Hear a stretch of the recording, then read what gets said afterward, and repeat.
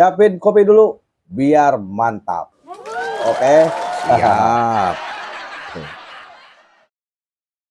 Oke, dimulai aja, Mang. ya. Assalamualaikum Sampurasun, Wilujeng welcome di channel Mang Uday TV.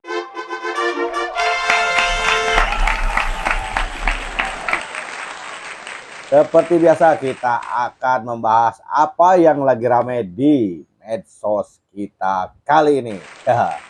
Kita akan bahas apa ini kali ini, Mang Iwan? Ya, kali ini ada pembahasan tentang Hari Buruh. Ya, Terus ada pembahasan lagi tentang Jakarta, Mang. Nah, oke. nanti baru kita bahas tentang KDM. Oke. Nah, gini Mang Iwan. Sebelum kita memasuki pembahasan yang utama, saya udah menyiapkan sebuah video. Menyiapkan video apa, Mang? Sebuah video yang mendukung pendapat saya kemarin. Pendapat soal apa, Mang? Soal ganti warna taksi itu, Mang Iwan. Ganti warna taksi? Kan saya bilang, taksi itu harus ganti warna, jangan hijau. Karena hijau kurang hoki. Nah, ini ada yang mendukung pendapat saya, Mang Iwan. Oh, itu. So, oke, mainkan videonya. Oke, sebelum dimainkan, seperti biasa, kita geser dulu. Geser dulu, guys. Ya. Oke, kita play videonya. Siapa yang mendukung pendapat saya tentang warna hijau sedang tidak hoki? Play. Menteri PPPA ngomong gini. Kami sudah sempat menyampaikan ke PT KAI, kalau bisa yang perempuan jangan di depan dan belakang. Jadi kalau bisa di posisi di tengah, jadi di posisi paling tengah untuk gerbongnya ya. Tapi lu pada merhatiin gak guys? Si ibu menteri itu pakai baju apa? Ijo. Nah, apa lu masih ingat sama ibu-ibu yang ngomel-ngomel di eskalator? Tidak pantas. Tidak pantas, peserta muda seperti ini tidak sopan. Dia pakai baju apa? Ijo. Terus ibu-ibu yang marah-marah di Transjakarta karena tidak diberikan tempat duduk, dia pakai baju apa? Ijo. Istri Gubernur Kaltim, salah satu kostum cosplaynya warnanya ijo. Ada ibu-ibu nyelak antrian ngisi BBM, tempat dia pakai baju warna apa? Mundur! Mundur! Jangan begitu. Kamu mundur! Ijo. Dan sekarang gue mau tanya sama lu. Taksi yang dari kemarin lagi bikin heboh viral, warnanya apa? Ijo. Menurut lu ini semua kebetulan?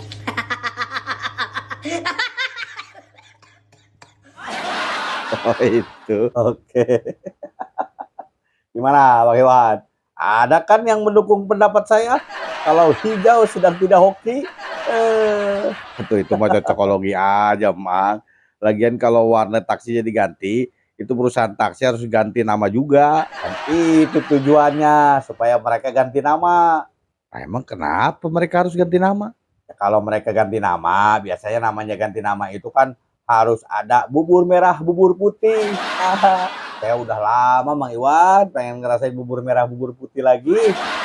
Nggak jelas. Emangnya kalau perusahaan taksi itu ganti nama terus bikin bubur merah, bubur putih, Mamang yakin bakal dikasih bubur merah, bubur putihnya? Oh, iya ya. Iya. Langsung aja lah ke video yang akan dibahas. Yang pertama, Nah, ada sebuah video tentang Hari Buruh, Mang. oke, tentang Hari Buruh. Ada apa dengan Hari Buruh? Oke, play. Batal rencana unjuk rasa peringatan Hari Buruh. Digantikan perayaan May Day bersama Presiden Prabowo di Monas. Guys, Konfederasi Serikat Pekerja Indonesia atau KSPI dan Partai Buruh batal unjuk rasa peringatan Hari Buruh 2026 di DPR RI. Presiden Partai Buruh Said Iqbal bilang keputusan ini diambil setelah berdiskusi dengan Presiden Prabowo selama 1,5 jam. Ya, Nah, itu videonya, Mang. jadi untuk para buruh ya selamat Hari Buruh yang jatuh pada hari ini gitu ya. Nah, begini, Mang. Gimana, Mang Iwan? Itu kan disebutkan batal demo, akhirnya melakukan perayaan bersama Bapak Prabowo. Nah, gimana itu? Iya, berarti kan sebenarnya Pak Prabowo ini ingin membawa mindset kita semua ini ke arah yang benar. Ya, emang selama ini gimana? Karena selama ini yang ada di pikiran kita kalau mendengar Hari Buruh itu pasti identik dengan demo kan gitu. Ya kan selama ini tradisinya kayak gitu, Mang. Ya sebenarnya kan nggak seperti itu, Mang Iwan. Ya terus harusnya gimana? Contoh misalnya, Mang Iwan tahu kan ada hari anak? Iya tahu. Apakah itu hari anak-anak demo? Ya enggak tuh. Atau misalnya ada hari guru? Iya ada hari guru. Apakah hari itu guru-guru pada demo? Ya enggak lah. Atau misalnya hari ibu misalnya? Oh hari ibu. Apakah hari itu ibu-ibu pada demo gitu? Turunkan harga skincare, turunkan harga lipstick. Ya enggak ada lah Mang. Ya enggak kan, karena itu adalah hari spesial, di mana itu adalah hari penghargaan dan penghormatan ya terhadap profesi ataupun terhadap seseorang. Seperti itu. Makanya harus dirayakan. Misalnya dirayakannya dengan apa? Dengan makan-makan misalnya. Atau dengan memberi hadiah misalnya. Atau dengan jalan-jalan misalnya. Seperti itu. Ah, jadi maksud Mamang hari buruh juga dirayakan seperti itu gitu maksudnya? Nah kalau buruh ya sebaiknya dirayakannya tuh yang merayakan ini harusnya perusahaan. Oh perusahaan. Jadi momen hari buruh ini merupakan saatnya perusahaan untuk memperlihatkan rasa terima kasihnya kepada para pekerjanya. Seperti itu. Misalnya dengan cara nyewa panggung misalnya mengadakan hiburan. Apa dangdutan, apa band. Diadakan lomba-lomba. Diadakan misalnya penghargaan karyawan terbaik. Atau misalnya kalau repot misalnya bikin panggung di tempat kerja. Jalan-jalan kayak tur keluar daerah. Nah dengan demikian buruh ini merasa spesial di hari yang spesial, merasa dihargai itu. Ya tapi kan buruh juga perlu demo Mang untuk menyampaikan aspirasi. Ya, justru dengan kalau misalnya perusahaan seluruh perusahaan di Indonesia melakukan hal ini ya di hari buruh ini untuk mengantisipasi buruh dieksploitasi atau buruh dimanfaatkan untuk demo. Oleh siapa? Oleh para serikat buruh, kan gitu. Ya kalau buruhnya tur, terus demonya kapan? Ya nggak usah demo atuh. Ya tapi kan buruh juga membutuhkan demo atau Mang untuk menyampaikan aspirasi. Kan ada serikat. Atau pengurus serikat cuma sedikit atau Mang paling 5 orang, 10 orang. Masa demo orangnya sedikit nggak seru atuh? Bukan artinya serikat yang demo, ini resep banget sih sama demo. Buang-buang biaya, sewa mobil, sewa sound system, belum logistiknya. Jadi kembali ke tracknya bahwa serikat buruh itu adalah perpanjangan tangan dari buruh, perpanjangan lidah dari buruh untuk menyampaikan aspirasi baik itu kepada perusahaan maupun kepada pemerintahan. Ya caranya nggak harus demo, bikin perjanjian, ketemuan, atau misalnya diskusi di mana misalnya gitu. Jadi nggak harus teriak-teriak panas-panasan, kan bisa duduk di ruang AC, ya kan, bisa apa namanya sambil ya bersenda gurau kita diskusi, misalnya bagaimana masalah ketenaga kerjaan. Jadi kalau ada misalnya serikat buruh yang mengajak buruhnya untuk berdemo, untuk menyampaikan aspirasi, artinya itu serikat buruh sudah gagal menjalankan amanah sebagai perpanjangan tangan, perpanjangan lidah dari para buruh, kayak gitu. Sekarang mah serikat buruh kesannya cuma koordinator demo. Ya iya atuh sekarang ini. Serikat buruh dibayar oleh buruh ya untuk ibaratnya melakukan pekerjaannya, yaitu menyampaikan aspirasi. Tapi kalau mereka mau menyampaikan aspirasi, melakukan pekerjaannya, terus buruh diajak ya untuk melakukan itu, ya terus buat apa buruh bayar serikat? Mungkin supaya buruhnya bisa menyampaikan aspirasi secara langsung. Ya enggak lah. Sekarang gini, Mang Iwan bayar orang untuk nyuci motor. Nah, pada saat mau mencuci motor, orang itu mengajak Mang Iwan. Mang Iwan, ayo kita cuci motor Mang Iwan bersama-sama. Ini demi kebaikan Mang Iwan juga. Kalau motornya bersih, kan manfaatnya yang merasakan Mang Iwan juga. Terus ente dibayar untuk nyuci motor itu buat apa gitu? Kalau harus kita juga yang ikutan nyuci, kan begitu. Iya, jadi aneh ya. Ya iya kan jadi aneh Bang Iwan. Oke, jadi kesimpulannya hari buruh ini harus bagaimana? Ya jadi kesimpulannya kalau hari buruh itu adalah hari spesial buat buruh. Buruh itu pada hari itu harusnya healing, relaksasi, ya, bergembira, misalnya kan, diajak jalan-jalan, touring atau hiburan, kan seperti itu. Nah, ini kalau Mama nggak merayakan hari buruh bagaimana? Ya nggak bisa, Bang Iwan. Kenapa nggak bisa? Soalnya di perusahaan saya kerja mah karyawannya cuma satu, saya doang. Nah, gimana perusahaan karyawannya cuma satu? Emang Iwan tahu, saya mah kerjanya ngangon kambing Pak RT.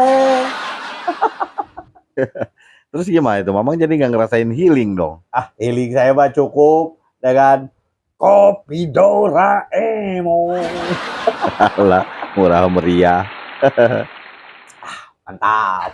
Mantap. Udah, next. Apa berikutnya? Berikutnya tentang DKI Jakarta yang mendapatkan penghargaan, Mas. Wih, mantap atuh. Iya dong. Coba saya lihat videonya. Play. Alhamdulillah hari ini Jakarta kembali lagi mendapatkan penghargaan yang tertinggi diberikan kepada kita atas dasar prestasi penyelenggaraan pemerintah daerah dengan skor yang luar biasa nih, 3,6 sekian nih. Nah ini adalah hasil kerja yang luar biasa periode kami dengan Pak Gub, Pak Pramono Anung, dan alhamdulillah didukung dengan semua OPD kita bisa mempertahankan prestasi ini dan mudah-mudahan ini harus kita pertahankan di tahun-tahun berikutnya. Oh, ya. Selamat kepada pemerintah daerah DKI Jakarta yang sudah mendapatkan penghargaan kategori apa tadi? Penyelenggara pemerintahan daerah terbaik itu ya. Tuh. Ya, selamat. Nah, mungkin banyak yang mempertanyakan kenapa Jawa Barat bukan pemenangnya gitu, Mang. Kenapa DKI? Ya mungkin untuk kategori itu tidak diikut sertakan atau emang gimana ya? Dia malah balik nanya. Pugu saya nanya juga nggak tahu. Oh, gini kali. Jadi ibarat tinju ada kelasnya, Mang Iwan. Oh, ada kelasnya. Ya kalau misalnya kelas berat, kan nggak boleh bertanding dengan kelas ringan. Dulu maksudnya gimana ini? Ya kalau misalnya Jawa Barat itu dianggap sebagai master, berarti udah nggak boleh jadi peserta, Bang Iwan. Makanya tidak diikut sertakan kali. Alah, cari alasan aja. Ya, gimana aja caranya. Penghargaan Jawa Barat mah langsung dari warganya, Mang. Nah, sekarang pertanyaannya, kalau dilihat dari kinerjanya, apa sih rahasianya sampai Jakarta mendapatkan penghargaan? Ya mungkin jawabannya ada di video berikutnya, Mang. Oh, ada di video berikutnya. Atau video berikutnya kita play. 4 negeri yang beliau kunjungi karena memang pertama adalah ke China, kemudian ke Korea, dan terakhir ke Kyoto. Beliau sebagai pembicara di Kyoto, di University of Kyoto tentang Jakarta. Itulah makanya beliau berangkat. Dan mudah-mudahan pasti akan membawa hasil yang baik. Kunjungan pertama memang ke Taiwan dulu, kemudian ke ke Shenzhen, kemudian baru ke Korea, ke Jeju, kemudian terakhir ke Kyoto. Nah, itu mah. Oke. Ternyata seperti itu, Mang Iwan. Seperti itu gimana? Jadi kinerja pemerintah daerah DKI itu bukan hanya di DKI saja, makanya dia menang penghargaan. Dia kerja sampai ke luar negeri, Mang Iwan. Oh, Sampai ke Taiwan, ke Hong Kong, Korea dan Jepang tadi ya kan. iya, Mang. Pantas aja lah dapat penghargaan. Jauh kerjanya, Bang Iwan. Cina, Korea, Jepang emang jauh, Mang. Ya, maksudnya jauh gitu, nyari ilmunya jauh, tapi penerapannya jauh. Ini maksudnya jauh gimana, Mang? Ya, jauh dari harapan. Mang, nggak boleh gitu. Aduh, maaf, izin. Tadi itu minta maaf. Kita tidak boleh diskreditkan pemimpin daerah lain. Masa sih? Ya bener. Tapi ntar dulu. Tadi kan dibilangnya Bapak Pramono sedang di luar negeri. Bener nggak ini? Ada buktinya nggak? Coba aja mainkan video berikutnya. Oh ada, sok coba kita lihat buktinya Bapak Pramono ada di luar negeri. Play. Kan speaking bahasa? Kenata, apa kabar?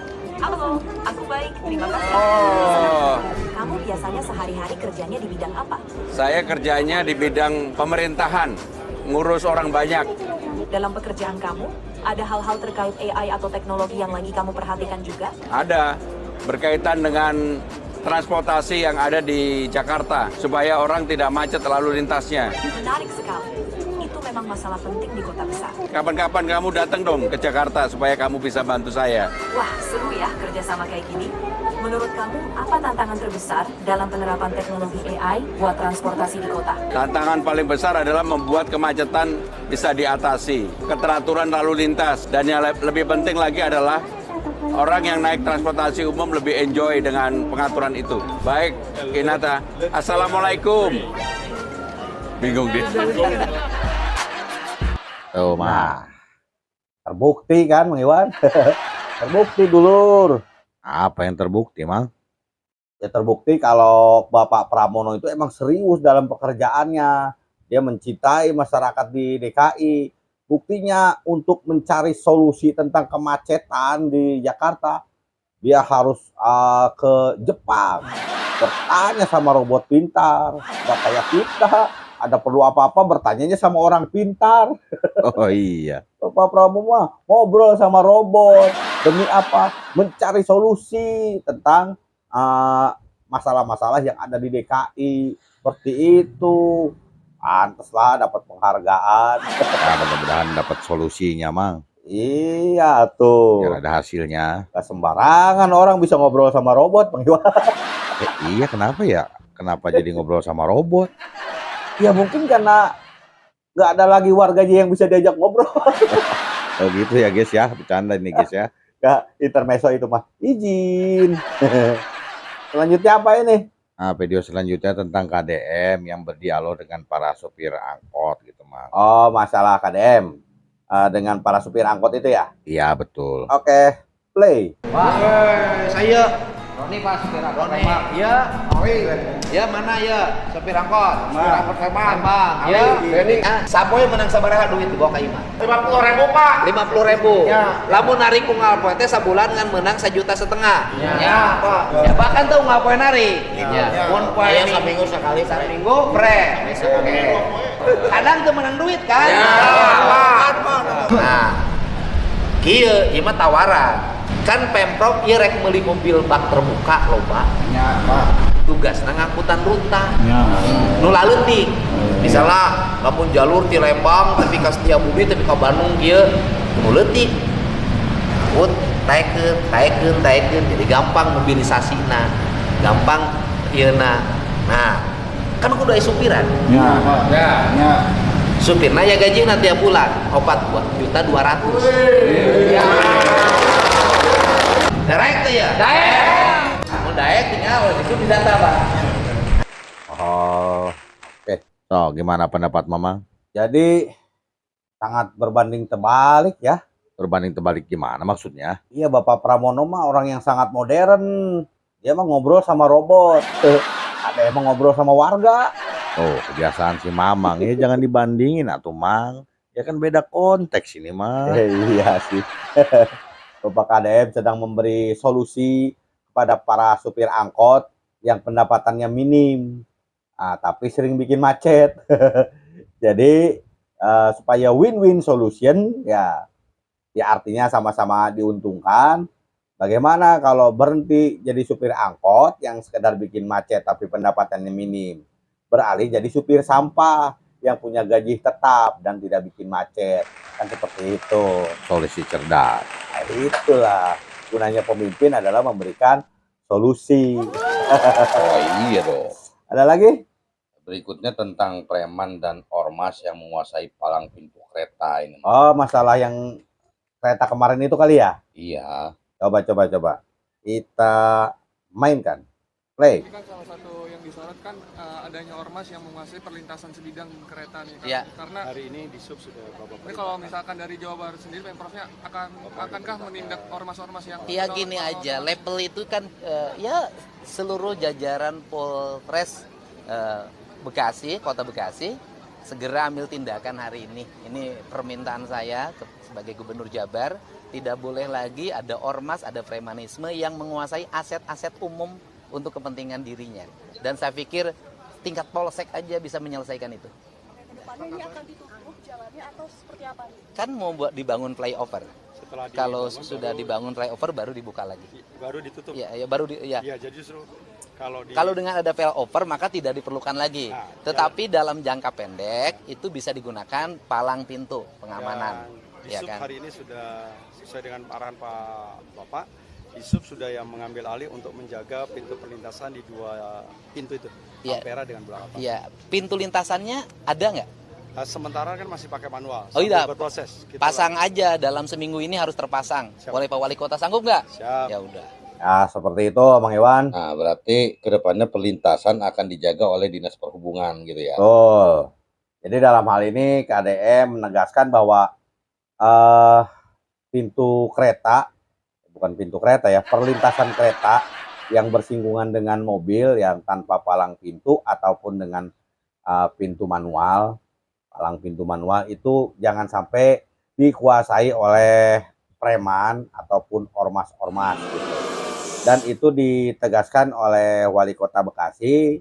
Beliau mengatakan bahwa mulai saat ini pintu-pintu kereta tersebut dijaga oleh Dinas Perhubungan. Emang seharusnya seperti itu sih Bang Iwan.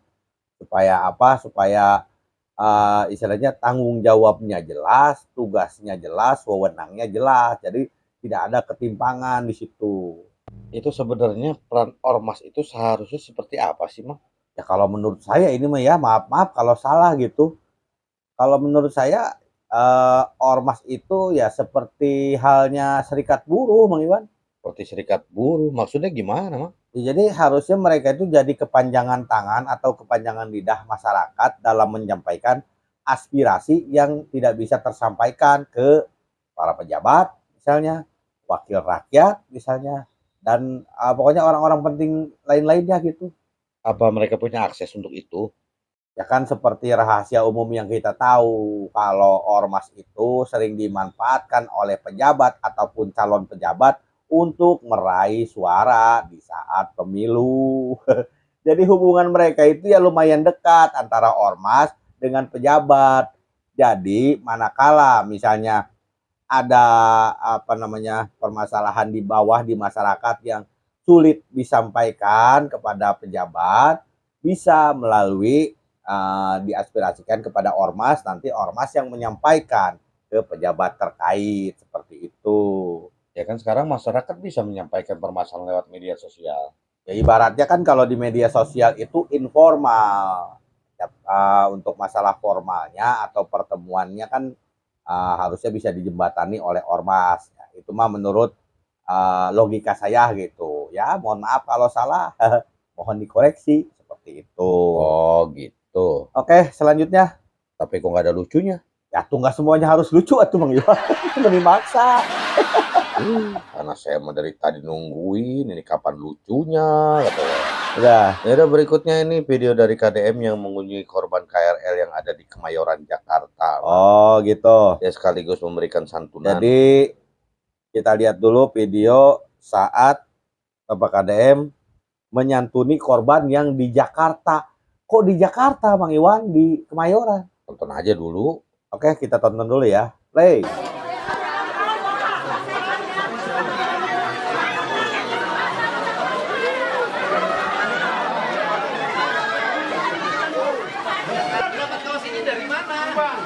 Bapak suka ke sana? Iya, kan? Oh, suka ke Lembur Pakuan? Iya. Oh, ketemunya di sini. Iya.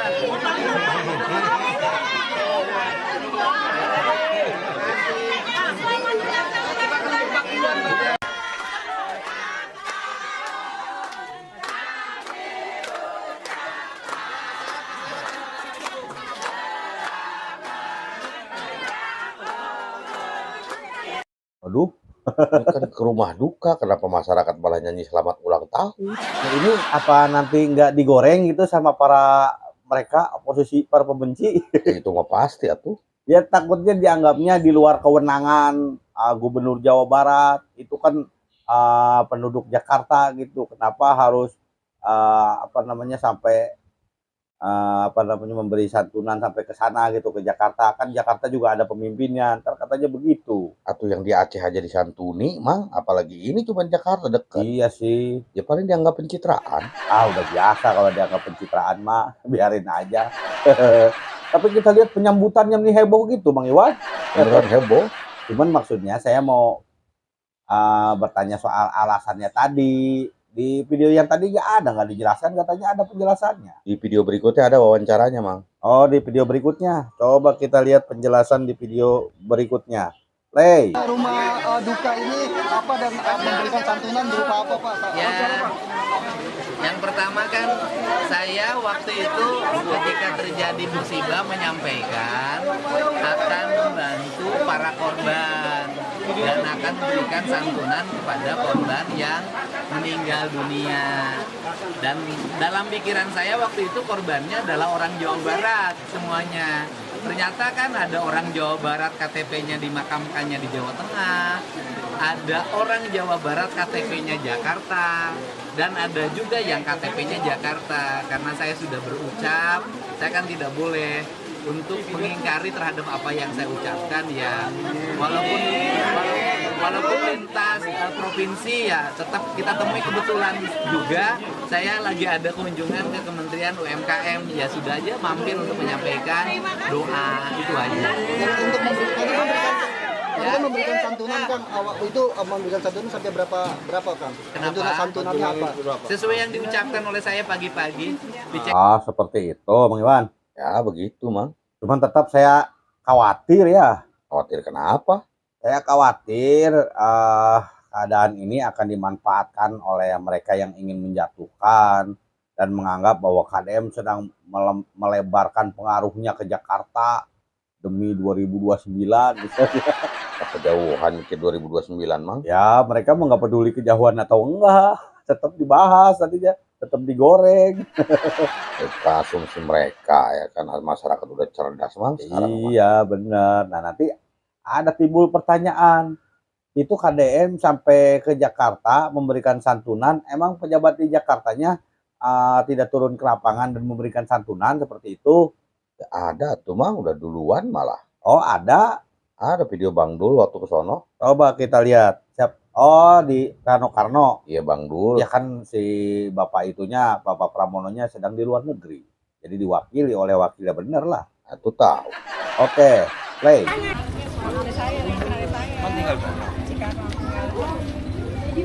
Sendiri ya? Ya, anak-anak diam. Diam. Diam. Jatuh. Apa boleh juga nih? Ayo. Yuk, jalan. Oke. Men, sini, men. Saya kasih tahu. Jalan mundur sebentar, ketinggalan mulu. Lagi acara, saya bilang udah saya yang datang. Apa kabur? Kabar baik, kabar baik. Ya Aduh, mau. Mak. Apa kabar? Ini umur berapa ini? Bang Gali. Ayo. Ya. Assalamualaikum. Oh, Mang udah dateng kan? Oh, seperti itu. Jadi jangan salah paham ya teman-teman, dulur baraya. Semuanya juga ikut menyumbang, bukan cuma Jawa Barat. Ya, Jakarta juga memberikan santunan, apalagi itu kan warganya gitu. Walaupun pada saat Bapak Rano Karno datang, warga sepi-sepi aja ya, nggak ngeriung itu bikin macet kayak KDM waktu datang. Nah, jadi beda gitu ya Bang Iwan? Ah, nggak usah dibanding-bandingin. Oh iya, maaf. Tidak maksud berbanding-bandingkan kita mah ya. Ya jangan minta maaf ke saya tuh, no, ke penonton minta maafnya. Ya, maaf ya kepada dulur baraya, kita mah tidak bermaksud untuk membanding-bandingkan dalam hal ini gitu ya. Kita mah hanya memberikan, menyajikan berita seperti itu. Jadi tidak bermaksud membanding-bandingkan ya, walaupun kita lihatlah ada perbedaan gitu. Ya, Bapak Pramono ngobrol sama robot, KDM ngobrol sama warga. Ya, walaupun ada perbedaan begitu. Aduh.